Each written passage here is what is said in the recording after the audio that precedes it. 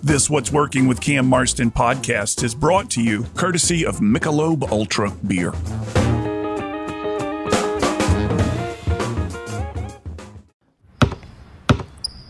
They say consistency is the key to success. They weren't wrong. So how about grabbing a beer that's consistently smooth, consistently refreshing, and consistently light? You might just find that the road to success can be pretty enjoyable. Michelob Ultra, the perfect balance of taste and refreshment, and only 2.6 carbs and 95 calories. It's only worth it if you enjoy it. Enjoy responsibly. Anheuser-Busch Michelob Ultra Light Beer, St. Louis, Missouri.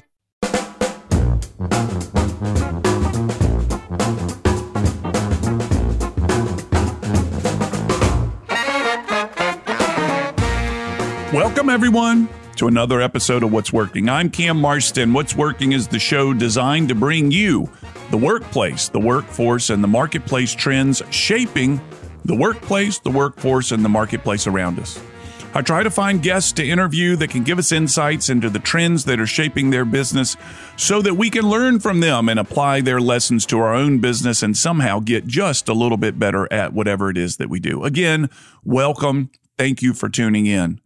When we enter the month of December on the What's Working show, I tend to get a little bit, maybe the word's greedy. I start inviting the guests back that I've enjoyed meeting over the past year or 2 years, whatever it may be, and getting them in the studio and hear a little bit more about what they got going on.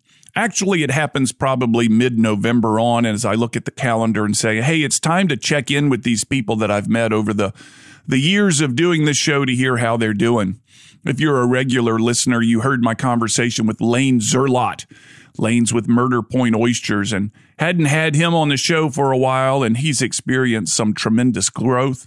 Upcoming in the next couple of weeks, we got Jim Cox coming on to talk us about the wine trends of the holiday season. That's definitely a workplace trend, workforce trend. I don't know.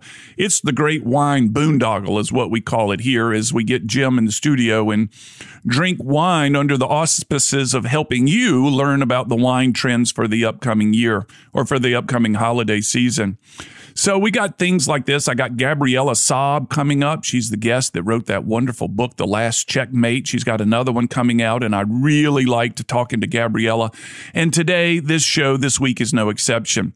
We've got a guest that's coming back that I haven't talked to in a while, that seems to have his finger on the pulse of a lot of different things in the food industry, and an extraordinary personality, and I'm happy to say he's become a friend. Billy Stitt with Billy's Bacon. I had him in the studio, I guess it was a couple years ago, and didn't realize the marketplace that was curated artisan bacon.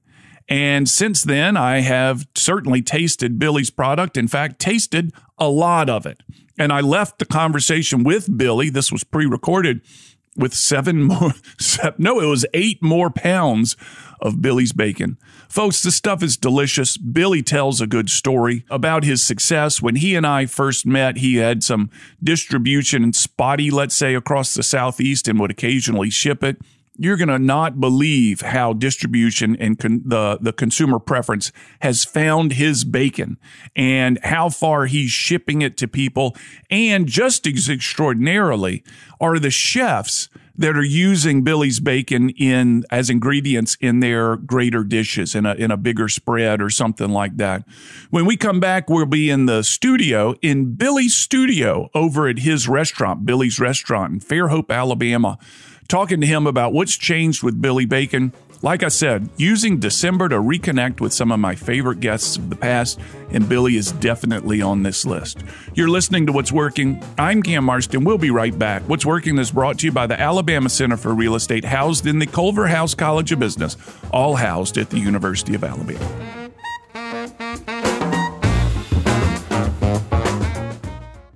Sitting with Cajun Mike, owner E3 Termite and Pest Control. Cajun Mike, there are people I know that think their house is fully protected because there's some bait stations around the house. What's your thoughts? My thought personally is bait stations do work. However, I do not believe in them as a standalone product. What else do they need? We do 3, 4, sometimes 5 or 6 treatments on the house. We will do a true liquid perimeter treatment. We do hollow void treatments, and we use bore care on wood when we can access it. It's a thorough treatment, top to bottom, it sounds like, much more so than the bait station. That is correct. How do they find you, Cajun Mike? They can find me at 251-850-PEST or e3pest.com. e3pest.com.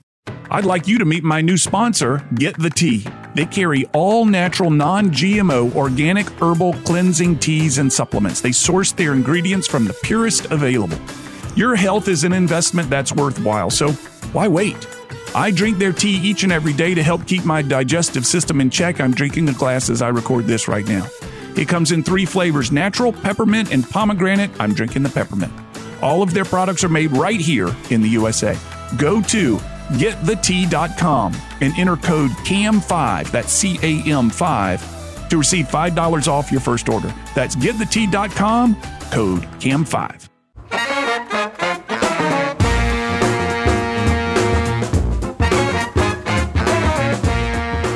We're back. You're listening to What's Working. I'm Cam Marston. What's Working is brought to you by the Alabama Center for Real Estate, housed in the Culver House College of Business, all housed at the University of Alabama.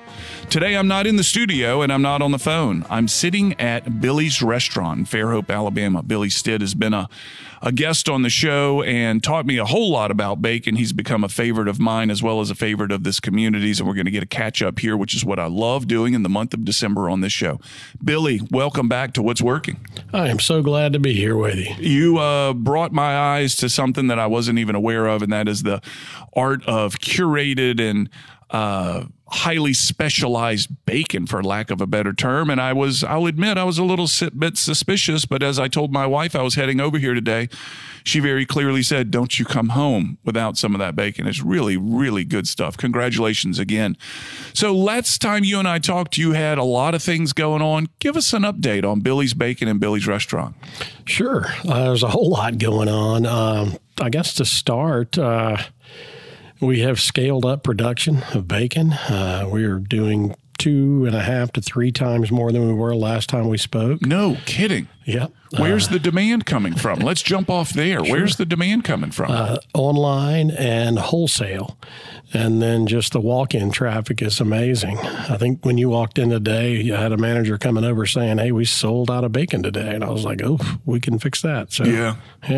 So how far are you shipping bacon these days? I know a buddy of mine in Indianapolis Indiana, northern Indiana is buying it.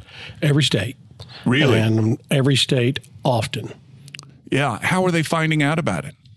Goldbelly does a great job of letting America know about my bacon. Some of the fun press that we get just from chefs that compete around the country love to order it and use it in competitive cooking. World Food Championship is one of those where a lot of great chefs will use my bacon as an ingredient, and the people hear about it through that. So tell me about some of the awards that I've seen online that some of your bacon has been a part of some chefs' servings. I don't know the terminology here, but have won some nice awards.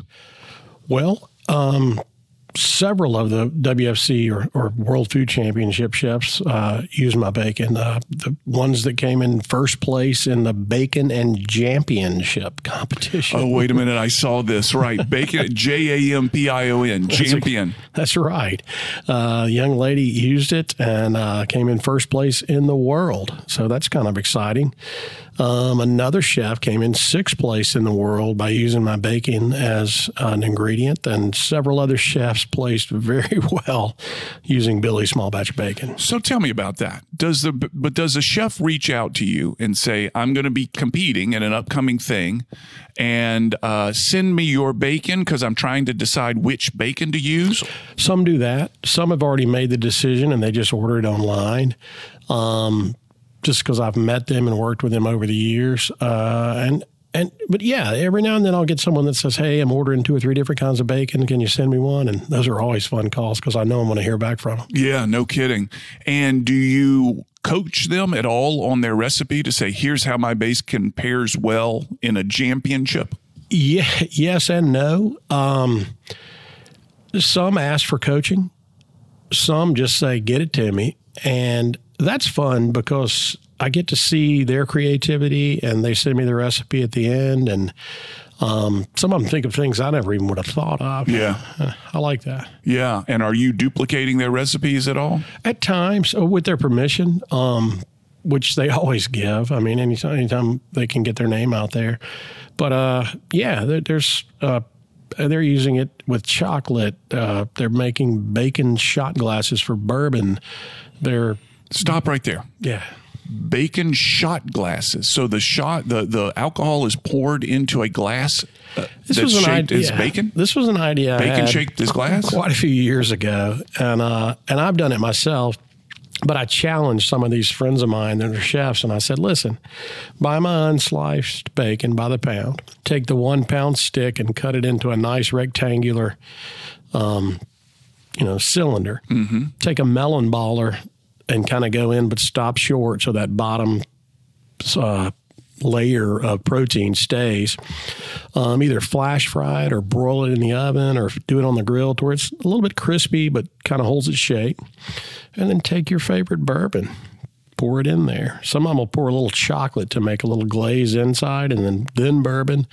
And then they'll float an interesting cherry in there or something like that. But I've seen it done a bunch of ways. And no kidding. Then you eat the glass when you're done. So you shoot it and then eat the shooter. Exactly right. Well, I've eaten the shooter several times, but it was never intentional, and it was not made out of bacon. It was too late at night, and it was in New Orleans. Sounds like a tequila worm. I've eaten one of those too. There's a video of it out there somewhere.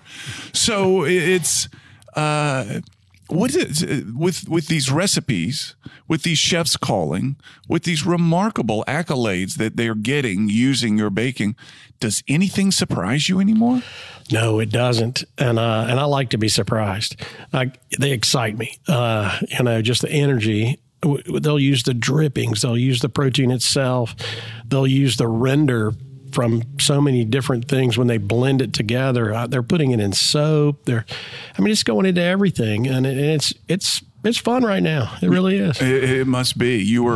I remember when you and I talked a while back, you were buying all your pork belly out of Indiana through a couple of different species of really elite hog. Berkshire Reds and Chantilly Whites. And they marinate. They don't marinate. The bacon is seasoned with live music. Got to sing to your pork bellies. I've never heard anybody that didn't, in fact. Yes. Seasoned with live music. And what that means, folks, is at his restaurant, the seasoning. Well, why don't you tell them? Sure. So when we built the restaurant, I built a little prep room in the back to do catering and practice my recipes and fun stuff. And then I started making my bacon there on a regular basis.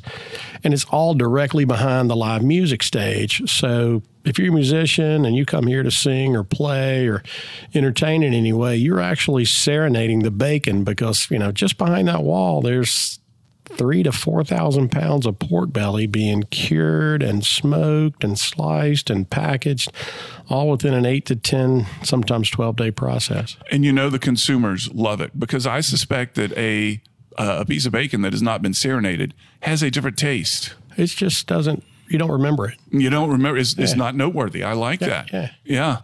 So what else is going on? You've got all these awards going. You've got distribution.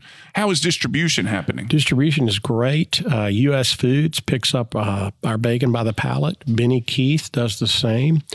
A wonderful little outfit out of Metairie, Louisiana called Peroni & Sons picks up our bacon and distributes it to stores all throughout the South. Of course, online sales are huge. We're getting a lot of requests out west in Colorado. Ski resorts are using it.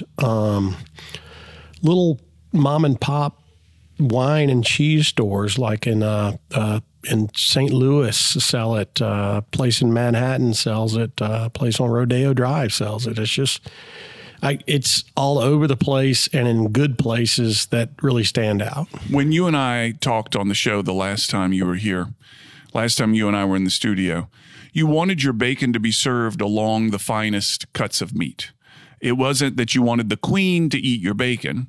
You wanted the bacon served alongside other fine cuts of meat. Are you seeing that happen? I am, and it works really well in these markets and stores that will display the bacon right next to the beef tenderloins or the big cut bone-in ribeyes, strips and porterhouses, to say the least. And then in the deli cases, it works great when it's shingled across there as a house-cured bacon or, a local bacon. And it just works well when it's displayed properly, and we still don't have a window on the package. So. Well, I want to talk about that too. That's featured in the book. I think we talk about that in the book that I wrote, What Works.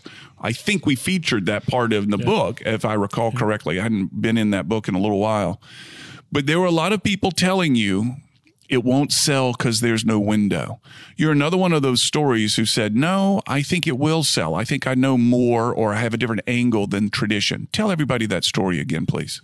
Well, I was trying to get the brand going, and I was driving around with ice chests of bacon samples and sharing them with meat shops and deli managers and chefs and grocery store people. And they all loved the flavor. They loved the look of it. But again and again and again, I would constantly be told that I would never sell it because it didn't have a window. And I really put a lot of thought into that. And I was like, oh. Now, let's make sure everybody knows what you're talking about. When you look at a pound of bacon that you buy in the grocery store, there's a way to actually see the meat inside. Right. Most of them are in like a plastic case or like a tearaway package. Right. Mine is wrapped up like the butcher just did it. And that's the way we do it. It's all done by hand. The slices are hand selected. They all come, one after the other as they came off the belly. Some are thick, the width of the thickness of the bacon is the same, but some are wider, some are longer. It just depends on what part of the belly they came off. And it's not uniform, right. And it has gone against the grain, but right. As a result, it's worked. It works, and it works again and again and again, and people love it. So as we're coming to the end of year 2022, how do you measure sales? Is it in pounds? Is it in number? What is your... Both. So I don't want to know dollars, none of my business, right. But what's the pounds that you're up to now? We're exceeding 3,000 pounds a week. A week? Yeah. And where were you when you and I spoke, let's say 18 months ago? Whenever it was, 2 years ago. A good week was 15. Really? Maybe 12. Yeah. I'm so happy for you. Let's come back. Let's go to break. When we come back, let's see what's on the horizon. Because I know a guy that's as busy as you and as visionary like you are isn't sitting still. There's got to be something else out there. Sound good? It sounds great. When we're listening to What's Working, I'm in Billy's Restaurant in Fairhope, Alabama. Billy, give them the address. 19992 Alabama Highway 181, Fairhope, Alabama. I know a lot of you are listening up north. When you're headed down to the beach, put that in your GPS, swing by and get lunch on the way to the beach. We'll be back after this break. You're listening to What's Working, brought to you by the Alabama Center for Real Estate at the Culver House College of Business, University of Alabama.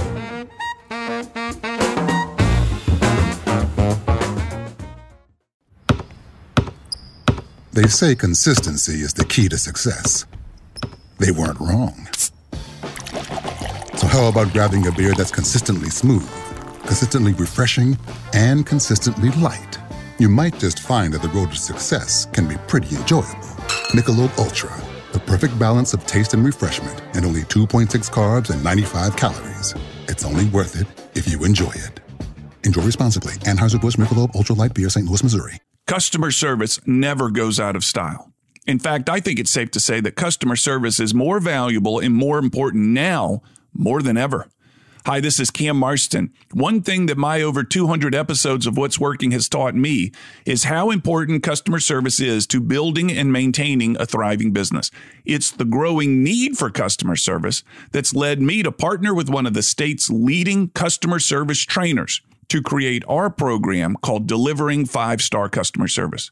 Your team will get one 90-minute training session per month for 6 consecutive months. Each session builds on the skills learned the previous month, allowing your customer-facing teams to practice before moving on to the next lesson. And the 6 lessons address everything from appearance to electronic communications to conflict resolution to maintaining a service mindset.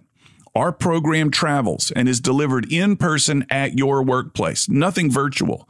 You simply can't practice the level of the skills this course teaches virtually. For more information, email me, cam@cammarston.com, and let's schedule a time to talk. Remember, you have less to fear from outside competition than you do from discourtesy and bad service from inside your own company. Again, email me, cam@cammarston.com, and let's talk about your business.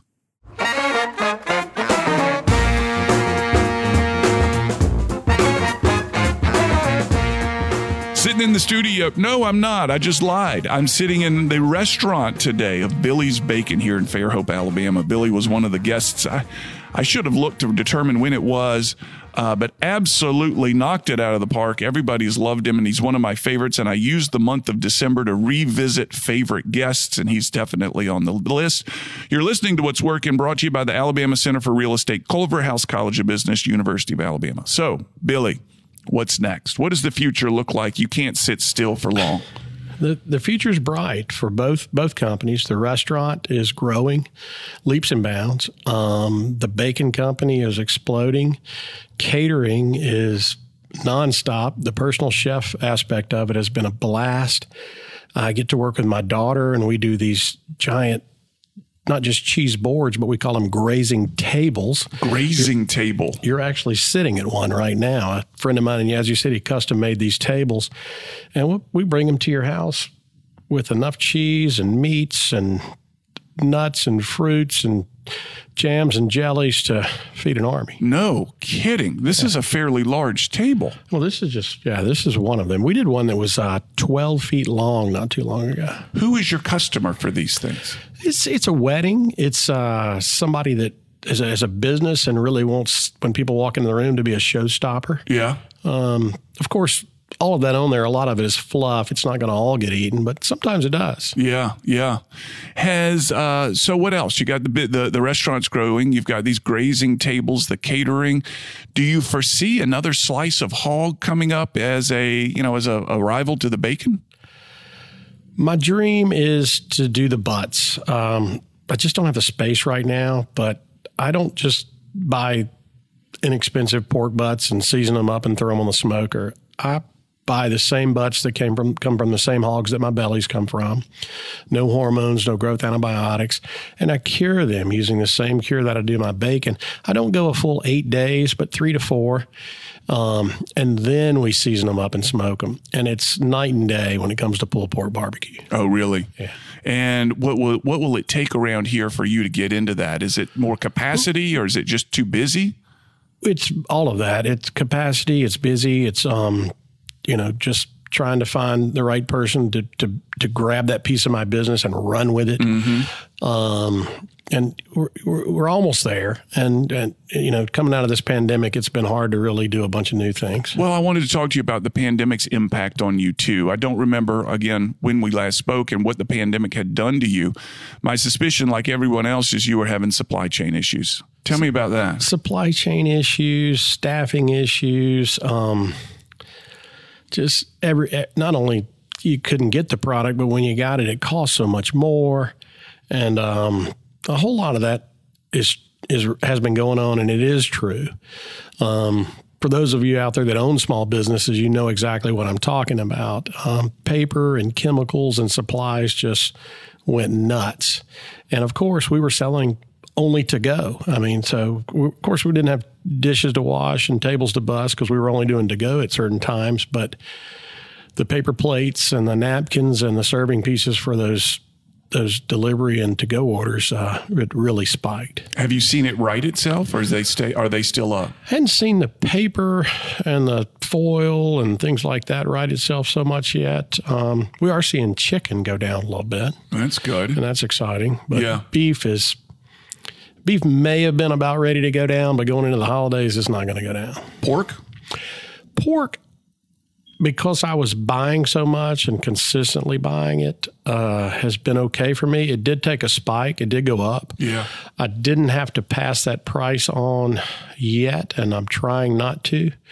We're working on trying to, without compromising quality, of course, but trying to scale our business up to where we can save money by more quantity purchases. For example, wood chips and salt and sugar. If I could get to the point where I could buy those things by the rail car, I probably could save a few bucks. I bet you could. Yeah, I bet you could. You'd have to build a railroad station here. Right. And I just read that Amtrak is now coming through Mobile, so all you do is keep rolling. Every third car have a bunch of salt and sugar on there, and I'd be in good shape. So one of the things that you and I talked about after we recorded last time was your desire to buy local products as best as possible. So let's assume there was a salt mine in Alabama or something like that. I would love that. Have you been able to source ingredients locally? You told me your hogs are unique to that part of the country and you can't compromise that. What about the other stuff? Anything that I can get locally or regionally, I jump at the chance of getting. They've got to be able to provide a consistent supply chain. They've got to have enough product. The pork is not an issue of me not wanting to get it from down here. It's so hot down here that raising the hogs that I like is a struggle. No kidding. It's a climate issue then. Yeah, they just don't eat in the summer, in the hot summer. They don't eat like they should. And they don't put on the weight. And so whereas where I'm getting my hogs from, it's about an 8-month period of growth before slaughter. Down here, that would be 12, 14, 16 months. I remember talking to a guy who makes wine casks. Is it wine casks? But they use a special oak. It was the guy from Macallan. He said, our Macallan is aged in oak casks. The barrel staves. That's right. That's what I'm talking about. And he said they're usually harvested about southern Indiana and northward because there's sugar in those trees that once you get south of that, the sugar content of the trees, which I didn't know trees had sugar, perhaps I should have, but the sugar content decreases and it won't flavor his whiskey appropriately. I agree 100%. So you got the same thing going on in the hogs. Yep. I want to be consistent, and I've really found some good farmers that are doing it right for me. Have your farmers ever said, what's going on down there? Why are we sending so many hogs to South Alabama? What's happening? Yeah, the great ones call me, and they spend time with me. Yeah. And they're all great. So, yeah, they're very curious, and I hope they stay curious. What volume ingredients do you use that you love to find from Alabama? Oh, well, mainly for the restaurant is the beef. Alabama beef, anytime we can get it. Chickens, most of our chickens are raised here in Alabama. And I require no hormones, no growth antibiotics on our beef, chicken, and pork. Yeah. And of course the shrimp, we get shrimp from here. Fish, not so much, but we're working on that going into the new year. So you're a part of a cadre, let's say, of cooks, providers, growers. I know you were with Lane Zerlot, who was the guest on the show a couple of weeks ago with Murder Point Oysters. Is there kind of a group of guys, or a group of, doesn't have to be guys, but business owners that are kind of doing what y'all are doing, that hang out together and commiserate and bend an elbow when the time comes? Well, yeah, there are a bunch of makers down here that do a lot of different things, and I want to know every one of them. And I want them to come here and sit down with us, and I want to hear their story. And just because I may not be buying that for the restaurant menu doesn't mean that I might not do a big catering event where I might need your product. Like, for example, I'm a burger joint, so I don't really sell oysters at the restaurant. But, once or twice a month, I'm grilling oysters at somebody's event, and that's where, Mr. Zerlot comes in hand. Yeah. If they want a great oyster, it's going to be a Murder Point. Murder Point is a good oyster and such a fantastic story. Similar to yours, such a fantastic story. You told me when we were last together how you had named your smokers after fraternity brothers at Ole Miss. Yeah, some fraternity brothers, some childhood friends and college roommates. Does one of your fraternity brothers, childhood friends, or college roommates produce a better quality bacon? If you had to go find that person and thank them, who would that be and why? Wow, that is a good question. I have an answer. You did surprise me with that one, though. Thomas Harwood Eubank III is the third smoker in our lane of smokers, and she never lets us down. She's consistent. Man, when the door opens, I know the smoke is going to be just right. Yeah. And it's a beauty. Yeah. So when that smoker perishes someday, goes out of service, there will be a ceremony as we most definitely take that one out to pasture. Yeah, they've only got about 6 parts on a smoker, so everybody on my team knows how to repair them. Yeah, well, that's good. Where are you getting the wood? What is the hickory? I'm a hickory guy, and hickory is pretty much prevalent all over the country. And what I like about hickory is it doesn't burn too fast, it doesn't get too hot, and it gives just enough flavor, but it doesn't cover up the fact that you're dealing with a protein, and you can still tell that it's pork. Yeah, yeah.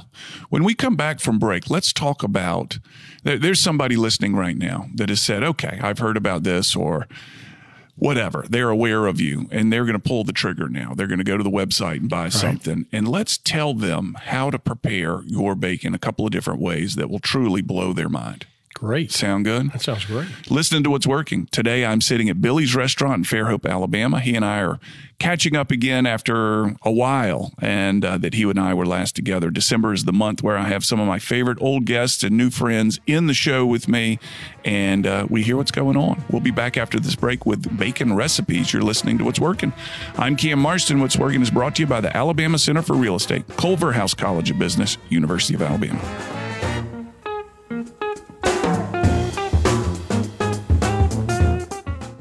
This is Cam Marston in the studio with Cajun Mike. Cajun Mike, what's going on at E3 Pest Control? What you guys doing today that's different? Well, what we're doing different is we are treating homes that have spray foam installation, and we're able to give them a full bond, whereas other companies are not able to. How does the treatment work with the spray foam? Basically, we spray the spray foam with Burr Care. Burr Care absorbs into the spray foam. It prevents termites from landing on it and creating an above-ground carton. Is there any restrictions or limits to how you can do this, or is it any home with spray foam? Basically, any home with spray foam. How do they find you, Cajun Mike? Find me at 251-850-7378 or e3pest.com. That's e3pest.com. I'd like you to meet my new sponsor, Get the Tea. They carry all natural, non-GMO, organic herbal cleansing teas and supplements. They source their ingredients from the purest available. Your health is an investment that's worthwhile, so why wait? I drink their tea each and every day to help keep my digestive system in check. I'm drinking a glass as I record this right now. It comes in 3 flavors, natural, peppermint, and pomegranate. I'm drinking the peppermint. All of their products are made right here in the USA. Go to getthetea.com and enter code CAM5, that's CAM5, to receive $5 off your first order. That's getthetea.com, code CAM5.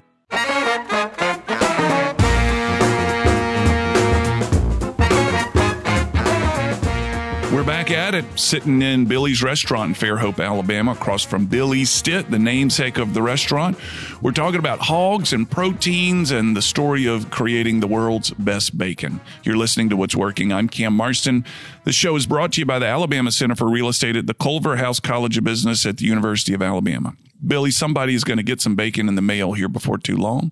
They've learned about it. They've heard about it. They've realized that maybe they're missing something. My wife, I've mentioned her already, used to think she was a bacon expert until she laid into your bacon and realized that there's another world out there. So it's going to show up in somebody's mailbox. They're going to get some bacon. Give us a handful of ways that they can prepare this that will truly change their life. Sure. If it's just a few people you're cooking for, when I say few, I mean 2, 3, 4, 5, 6, skillet's always the best. Just take the slices and put them in a cold skillet and gently bring them up to temperature.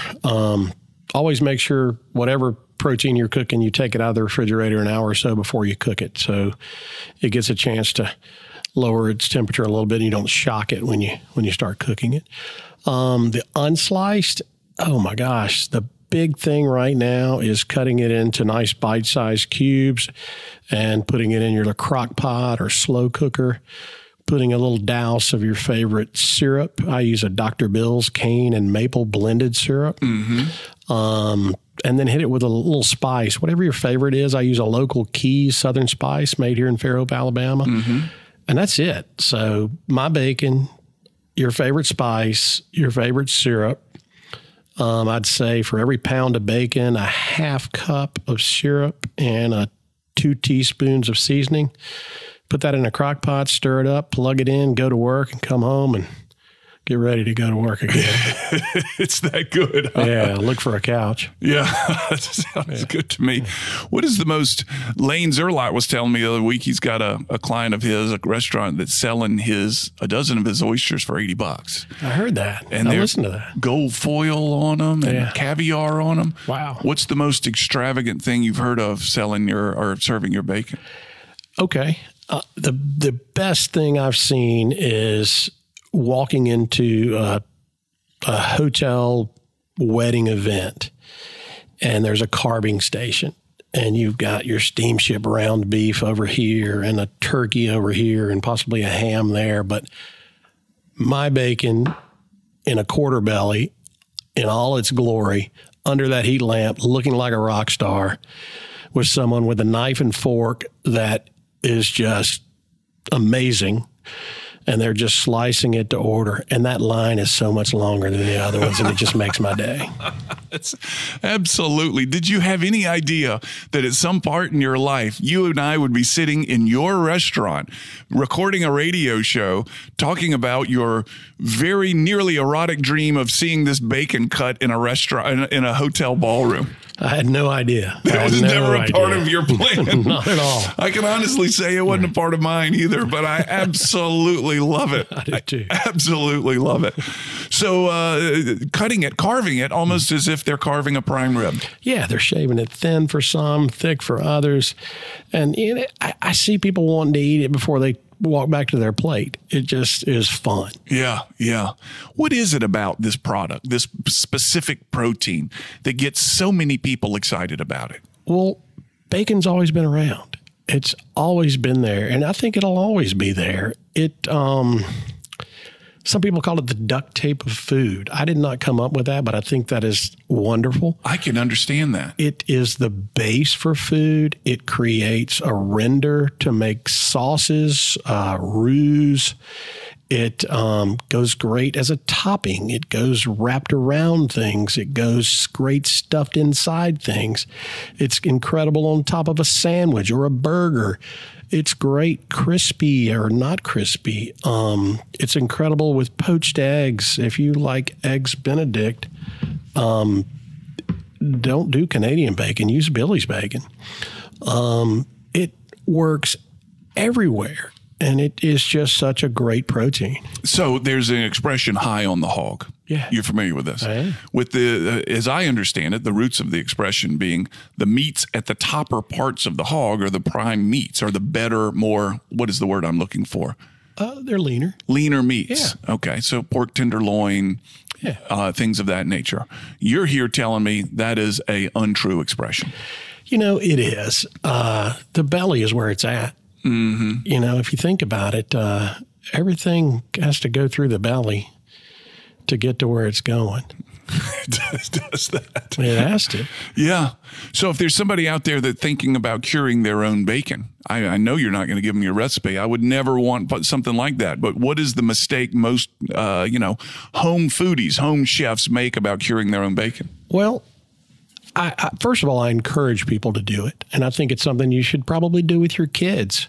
But don't go out and buy, 12, 14, 20-pound sides of bellies. Just go get, 4 to 6 pounds, a half of a side. Or if you have to buy a side that's 10 to 11 pounds, that's fine. Cut it in half. But the biggest mistake they make is they don't allow enough time. Really? They get impatient. Yeah, you gotta, my whole thing says it's 8 days. It's not 7. It's not 9. It's 8 days. And if you listen carefully, I mean that. 7 days just doesn't quite do it. And 9, you may have overstepped some boundaries. 8 days of sitting in that great salt, that brown sugar with the real molasses, and magic happens. Things happen, and that takes a lot of space. So, your wife's probably going to be a little upset that she has to stare at, this 12-pound piece of pork for 8 days, taking up a quarter of a refrigerator. But, that may be what you want to do. Yeah, she'll have to understand. Yeah, it's a life lesson. This is part of the marriage deal. Exactly. Yeah. So do you have people calling you for that recipe, for your recipe? They do. And there's a million things online you can look at if you want to learn how to cure bacon and then do it. But it takes so much time that, just buy Billy's. That's what I do. Yeah. We tried to, and this is kind of indulgent, shot a wild hog at the Marston family hunting camp years back with my buddies. And I didn't realize, and shame on me, I'm not a foodie and people will judge me for this, and that's fine. I didn't realize the bacon needs to be cured. So we just cut the belly out and cut it in straps and dropped it in the skillet. And it drove us out of the house. It smelled so bad. It was not what I had thought it was. It is rough. We certainly never ate it, but that was a lesson to me going, maybe there's something, maybe I should have Googled this before I did all this. It's pretty gamey. Oh, it was awful. It was awful. And my wife and kids have no problem reminding me of that story from time to time. What's it like working with your daughter? Oh, it's the greatest. Tell me her name first. Her name is Helen Hansen Smith now. She married a young man from Indianapolis named Zach, and we love him. And it's a blast. We both have the same degree in hospitality management. Oh, that's right. Yeah. You got an award from Ole Miss not long ago. She surprised me and wrote a nice little letter to the university nominating me for Alumnus of the Year for the Department of Applied Science at the University of Mississippi, and I was very honored to receive that award. How was it given to you? Did you know it was coming, or did you show yes up? And no. When somebody wants to know your size for a cap and gown when you're 53 years old, kind of gives some clue away. Something's up here. Yeah. Yeah, that's great. And so she's proud of you.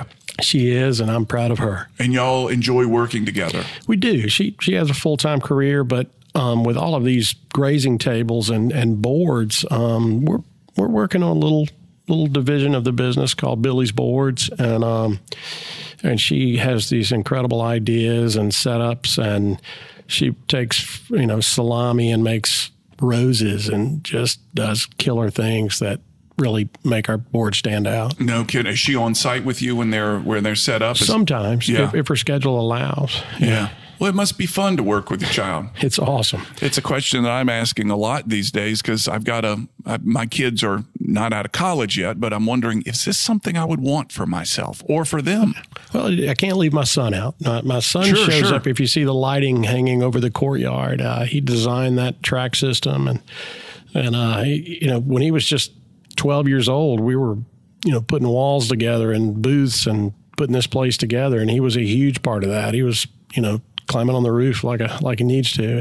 I noticed today that there's a bicycle on the roof from the parking lot. I hadn't noticed that, and I've driven in here many times before. I love it. The story behind that, which may or may not be true, is that when Billy was a kid, he chained his bicycle up to that tree, and the tree grew, and it kind of brought it up. It kept the bicycle going up.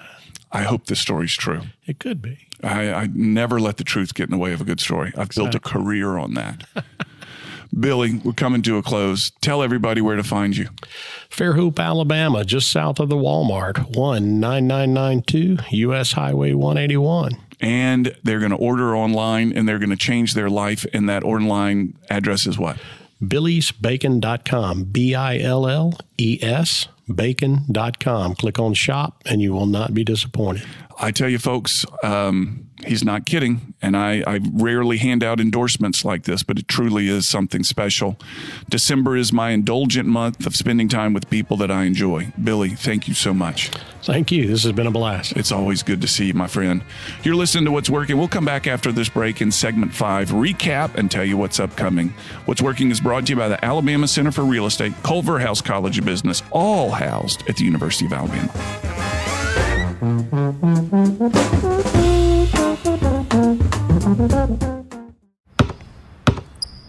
They say consistency is the key to success. They weren't wrong. So how about grabbing a beer that's consistently smooth, consistently refreshing, and consistently light? You might just find that the road to success can be pretty enjoyable. Michelob Ultra, the perfect balance of taste and refreshment, and only 2.6 carbs and 95 calories. It's only worth it if you enjoy it.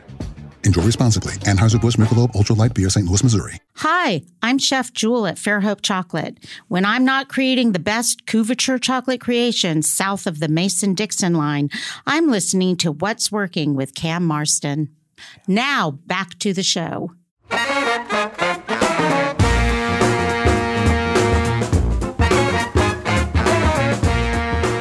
The legendary Billy Stitt, everyone. If I haven't piqued your interest, if you don't know about Billy's Bacon and I haven't piqued your interest in what Billy has said about his bacon and the consumers of his bacon and the chefs, which I think is so very impressive, who use his bacon in their own masterful recipes, it's time for you to check it out. Is this a full-throated endorsement of one of my guests, which I typically never do? Yes, this is. This is a full-throated endorsement of one of my guests. Billy's Bacon is well worth it. As I've mentioned a number of times, I married a woman who considered herself a bacon connoisseur. She was very skeptical. She had Billy's Bacon. She's never going back. It's that good. We're back. You're listening to What's Working. I'm Cam Marston. What's Working is brought to you by the Alabama Center for Real Estate, housed in the Culver House College of Business, all housed at the University of Alabama. Billy's Bacon can be found online. Check them out. If you really want to surprise your family members or whoever it is on Christmas morning, cook them some Billy's. And in a previous conversation with Billy, which I really liked, he said this: Billy's Bacon is not for the kids. Billy's Bacon is adult bacon. It's grown-up bacon. Go buy the cheap stuff from the grocery store, microwave it for the kids. Take the Billy's out, cook it in that skillet, as he said. Let it cool, or rather come to room temperature for an hour first. Cook it in the skillet. My preference is, frankly, cooking it in the oven on a rack, which allows it to drip a little bit, and serve it up for the grown-ups. Or as you'll see on his website or his Instagram page, you put a slice of that in a Bloody Mary on Christmas morning, and it'll get your day going pretty good. So cooked bacon, by the way, in the Bloody Mary. Billy's Bacon, and another one of the great stories. And one of the things that I would say as we get to this time of the year, we all remember the year past, the year in review, things of that nature. One of the more fortunate things that's happened to me as a result of beginning this show now nearly 250 episodes ago is the fantastic people I get to meet and call by first name and pick up the phone and check in on them and stuff like that. It's really been a wonderful thing. So while we're wrapping up, as the show's heading closer and closer to the end of the year, want to certainly point you to all the promotional places that I hope you'll visit to keep an eye on the show and to reach out to me directly. First, let's talk about reaching out to me. Cam, C-A-M, at cammarston.com is my email. I love to hear from you. Let me know what you think, more information that you want from a guest or guests that you have in mind that you feel would work well on the show, or any sort of feedback. You can find all about me and the different businesses that I have, different kind of brands that I have at cammarston.com, where you can click around and see the books that I've written and things of that nature. Speaking of books, if you'd like to check that book out, it's called What Works, and it's available online. The easiest way to get it, go to Amazon. But in Mobile and over the Bay, it's available at Page and Palette, and in Mobile at the Haunted Bookstore. I was in there a couple weeks ago, found my book on their shelf, and as I pulled it out to thank the owner for stocking it, somebody heard my voice and said, "I know your voice." And he was a fan of the show and ultimately bought that book. We got a picture of him and put it up on the Instagram page. That's kind of flattering. My wife was in there with me, and she kind of rolled her eyes. It's like, oh, last thing he needs is his ego fed a little bit more. But it happened, and it was. Find me online on the different social media places, Instagram and Facebook. You'll find Cam Marston or Cam Marston 1. And love to have you follow. It's where we talk about upcoming guests and things like that. So what you can look forward to from me between now and the end of the year, we're going to have Gabriella Saab on the show. She's an author. Wrote The Last Checkmate, one of my favorite guests. We're going to have Jim Cox on the show. He's going to talk about wine trends, and we will, of course, taste that wine in the studio that day, called The Great Wine Boondoggle. Upcoming, and I'm not exactly sure when we are slating her in, is a lady that's filming a television, actually a streaming series in Fairhope. It's not reality it's reality TV. It's a scripted romantic comedy. And it's really interesting what she's doing. She's found a niche, and she'll tell the story of how quickly the streaming service that she pitched it to bought it and funded it. They heard her idea, they saw her pitch and said, "We've not seen this before. We're all in." And she's uprooted and moved to Fairhope, not to film the show, but to live, saying that there's so much content in our part of the world that she wants to make a home here and set her roots here. And we are glad to have her. She's upcoming in a week or so. So we got a lot of good stuff planned, and I'm grateful for your listening. Folks, my listener, if you're ever thinking about advertising, is a 45-year-old or older, generally male. 70% of the listeners are male, in positions of influence in their workplace. And this is a lot of businesses have the crosshair on this individual. If you want to meet this person and get in front of them, reach out to me and let me tell you what we offer in terms of advertisement. You're listening to What's Working. I'm Cam Marston. What's Working is brought to you by the Alabama Center for Real Estate and the Culver House College of Business at the University of Alabama. What's Working is produced by John Thompson with Eye on Digital. John, another day you can't sit on the north side of Horn Island and drink beer because you're editing my show. Have a good week, everybody.